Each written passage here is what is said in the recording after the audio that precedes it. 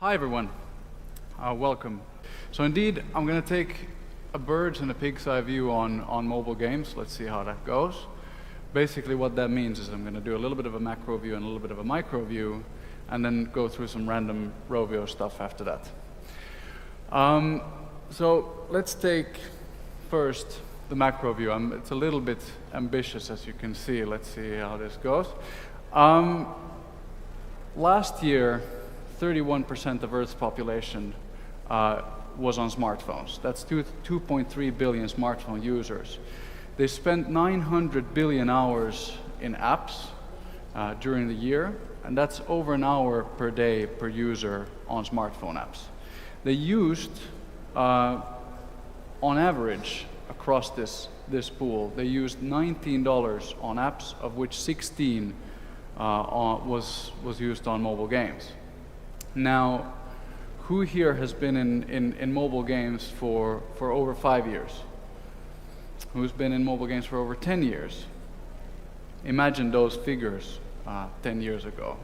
It was a little bit hard to imagine that this would actually happen. There's been a lot of talk about China, so let's look in detail a little bit about how China looks.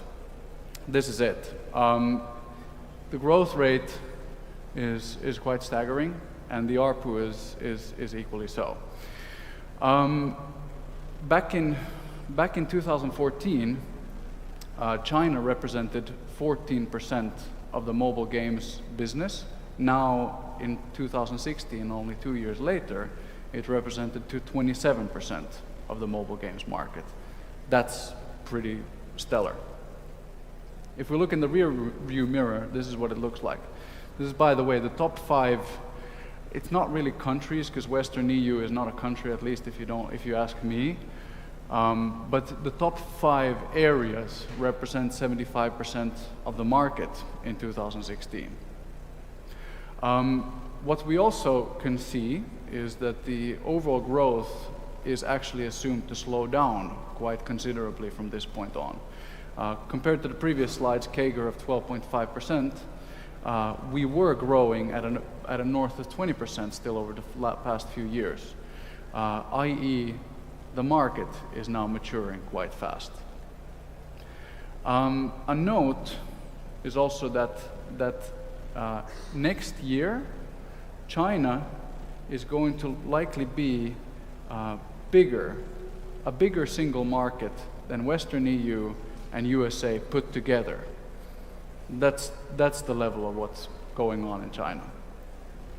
So then, what about mobile games in relation to the overall industry, games industry? This is what it looks like.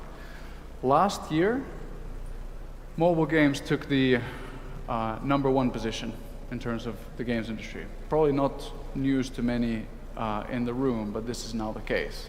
What we're dealing with in mobile is the biggest form of gaming entertainment overall, and also the fastest growing form of gaming entertainment from now into the future. So let's put that in some perspective. I've shown these slides before, maybe some of you have seen them. Music in 2015 was 15 billion, movies was 29, mobile games 30, and worldwide games 91. Now this was the figures in 2015, so I updated them now for today, and this is what it in fact shows as right now. Worldwide box office fell a little bit year over year, but that's quite staggering when you start thinking about it. This is the industry you chose to work in. Good job. Let's look at North America. A little bit deeper macro view. This is downloads on Google Play and iOS. No surprises that Google Play overtook the #1 position in North America some time ago. The same, but revenue in here, iOS is monetizing better, as we know. The interesting bit here is when we combine those two and we look at the dollar per download rate over time, we've now surpassed, in fact, the dollar on iOS in North America. That's quite telling, because this is 99% is free to play, and this is what it looks like. So that's actually quite interesting. The last bit about North America, this is in fact US, top 50 grossing over time. This represents about 50% of all revenues generated in the US. Different genres plotted over time. So location-based games came out of nowhere last year. What on earth happened there? But it is indeed build and battle, puzzle, casino, and collect and battle modern RPGs are the top performers in terms of genres in the U.S. Location-based games are I don't think Pokemon Go is a fad, but it's not sustainable to have one game leading a category like that. Furthermore, the global picture, back again to that. This is the monthly ARPU of top 30 games by revenue. And in here, this is top 30 performers only. In here, we see that indeed China and Japan are marching a different type of march altogether than the rest of the world. So there's a mouthful in a short amount of time, but I guess the learning is that most of the figures are pointing upwards to the right, just as we like them. However, we go back to this fact. CAGR was significantly north of 20%. It's not going to be that anymore. So I ask myself, are we at peak mobile games now? The market is maturing, and it can't swallow this type of growth anymore. Everybody is playing mobile games, and everybody has a smartphone. So I guess it's only natural that this is happening now. However, the market is a little bit challenging and almost, dare I say, problematic. It's become a phenomenally crowded place. Last time I stood on stage, I did the same talk, pretty much the same talk. It was more than 500 games a day. In fact, when you look at all of 2016, it was over 700. There's over 760,000 iOS games. The average revenues, the median revenues are very low, and the average development cost is very high comparatively. Also, Flurry says that the engagement in mobile games is dropping. So consumers are spending more and more time in other forms of mobile entertainment aside from mobile games. Yet, money is on the rise. Revenue is on the rise still. That basically then means that the battle for consumers' time on their device is on, and that battlefield is called user acquisition. This is Fixu's cost per loyal user index, has risen considerably over time. So this is basically functions as a proxy for the level of competition in mobile games. And it also, when you look at it, basically what this now tells us, it really underlines the role of free-to-play performance, cross-promotion, brand, and your channel relationships. All of those are really, really important factors when you want to battle this battle. I'm also doing something controversial here. I'm calling this the end of the gold rush. From a mining terminology point of view, that means that now the cost for mining the next unit is going to move up considerably. And with only a finite amount of impressions available for purchase and monetization rising, we can expect those UA costs to continue rising. This is going to be even tougher from this point on. It's the end of the world as we know it. The market has matured. And I'm going to go put myself on a limb here, and I'm going to say I predict that this is the first year we're going to see a downturn in number of games published per day on iOS. Let's see if I'm right. I don't know. But the growth is slowing down. The market is mature. And this marks the year when things get really hard, as if they weren't before. They're going to get harder. Consolidation is going to continue. We're 1 month in, and I think that there's two significant ones. Social Point and Outfit 7 were announced recently. And we're also going to be surprised again, because the minute we think we have something figured out, everything changes. So we're going to have interesting surprises still this year in the likes of Pokemon Go. That's it on the macro view. Now on to the micro view. This is going to be framed in light of Angry Birds 2, which has been a really remarkable ride for us. And I'm going to tell you the story about how we twisted and turned what was a skill-based, slingshot, map-based game into what it is today. First, I'll show you a quick TV commercial we did for Apple's Red campaign this fall. We were partnering with Apple on the fight against AIDS, and we ran some TV ads for the game on that.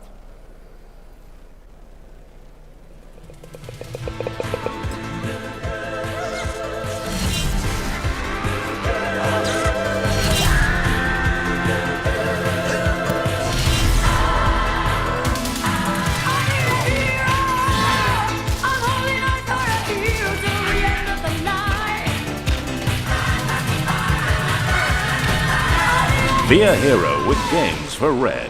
Download Angry Birds 2 on the App Store. So really good cause to work on as the mobile games industry.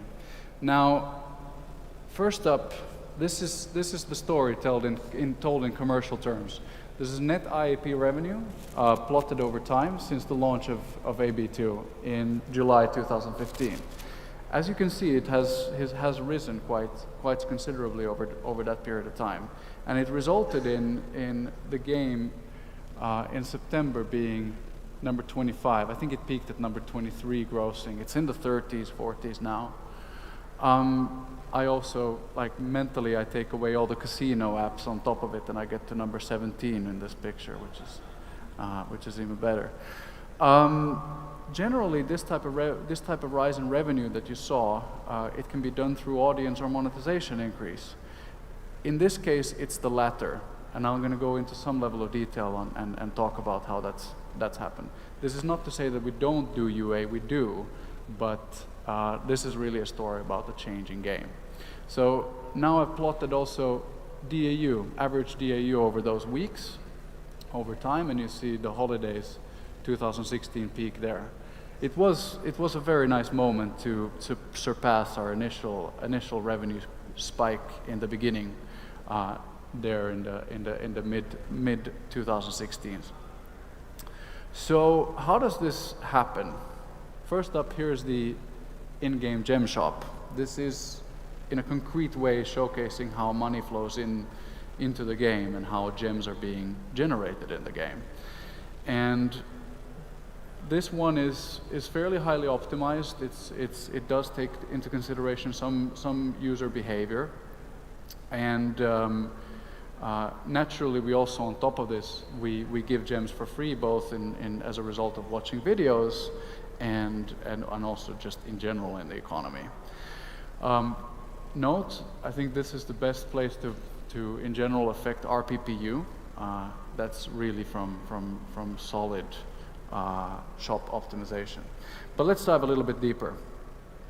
This is, in relative terms, how gems are being spent inside of the economy.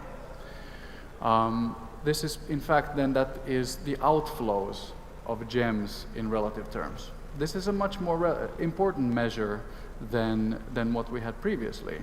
The health of a game economy is basically balancing the inflow and outflow, maximizing the speed of rotation of in-game currency, in this case gems, while making sure that players get value for money.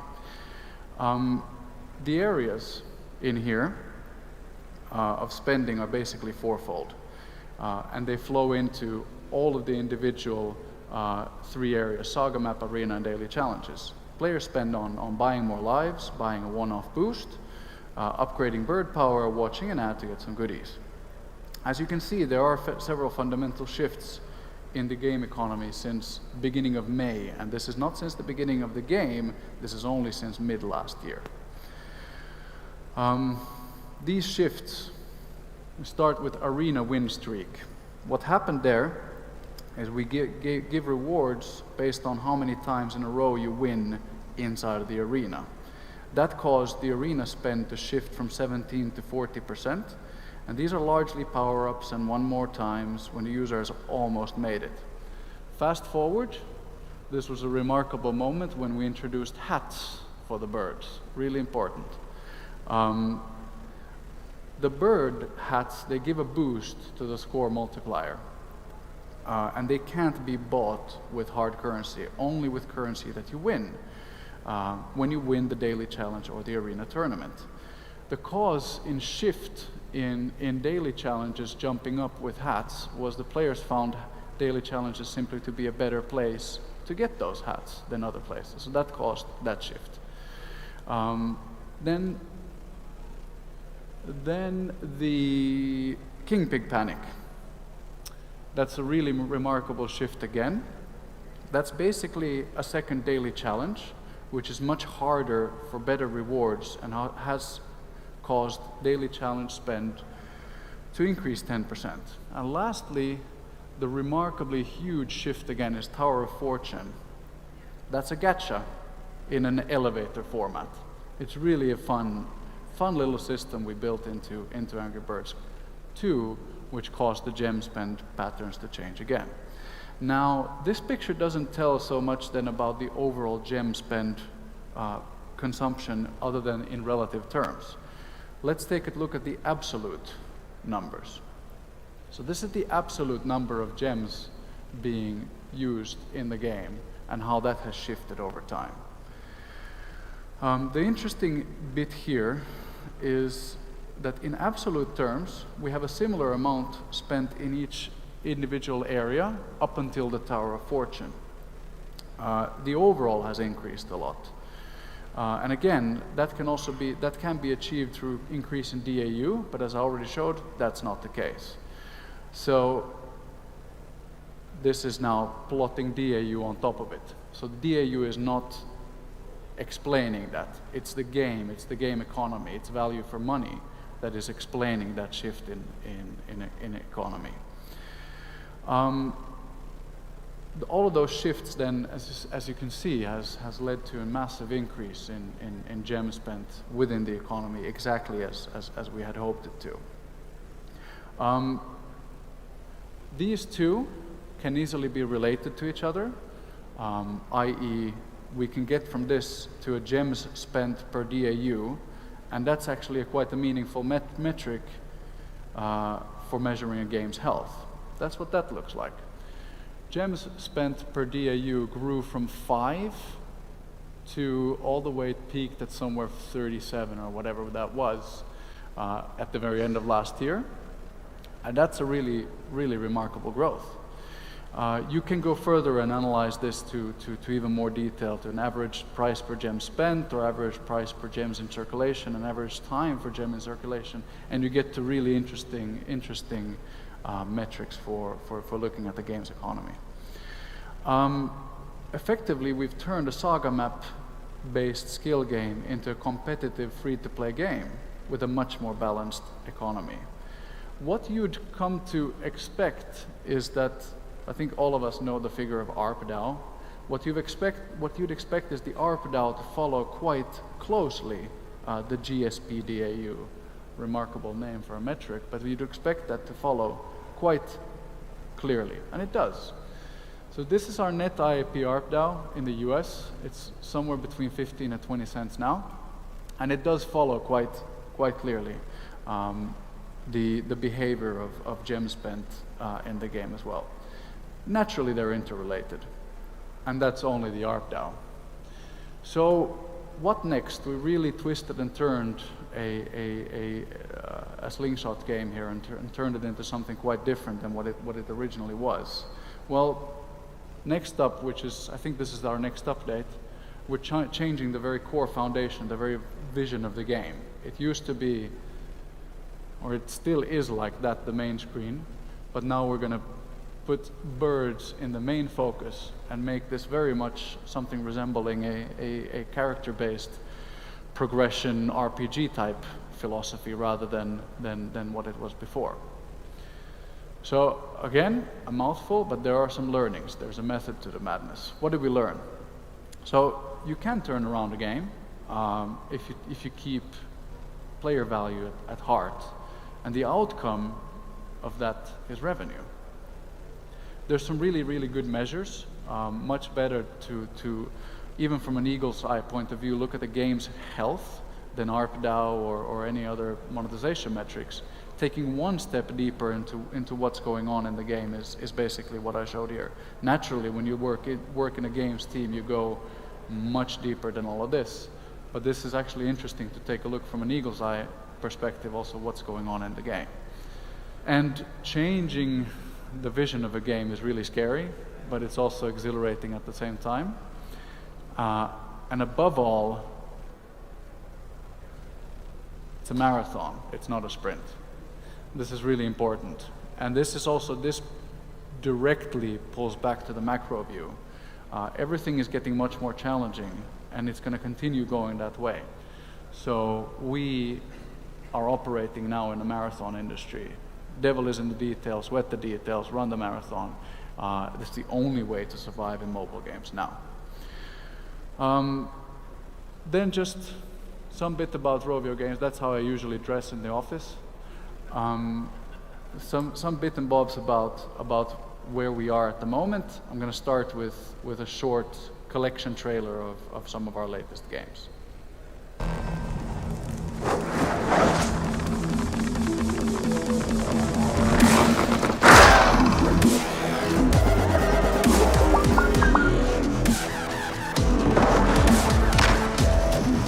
An all-new love. Angry Birds Evolution.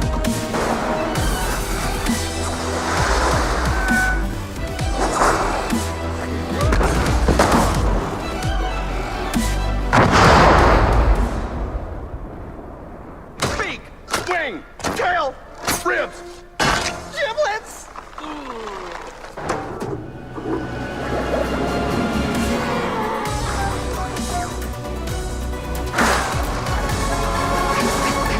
Hey, he's coming back.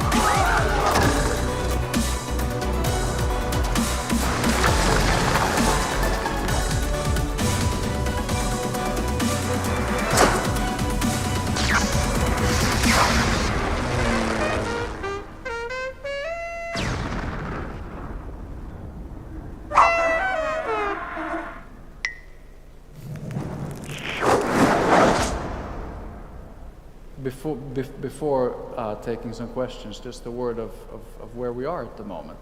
So this is our growth plotted over time.